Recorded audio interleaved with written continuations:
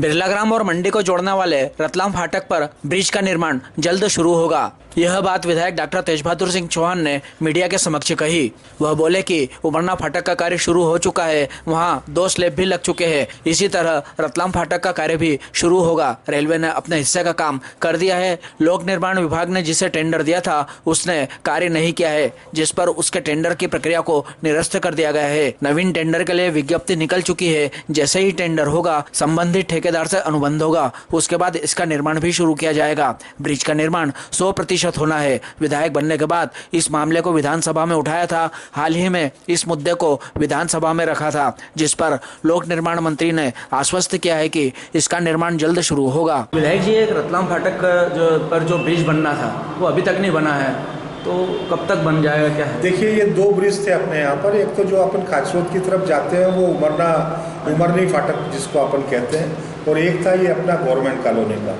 इस पर रेलवे अपना काम कर चुकी थी, लेकिन जो पीडब्ल्यूडी के माध्यम से होना था वो काम दोनों जगह अधूरा पड़ा हुआ था, वर्षों से अधूरा पड़ा हुआ था। और जैसे ही लोगों ने मुझे अपने जनसेवक के रूप में चुनने का काम किया, मैं लगभग उसी समय से लगातार प्रयासरत हूँ।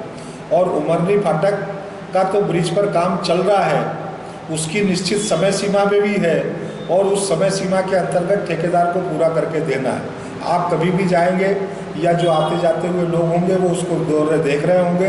2 स्लैब अब उस पर डल चुके हैं नागदा की ओर, और काम वहाँ चल रहा है। आने वाले समय में वो शीघ्र पूरा होगा।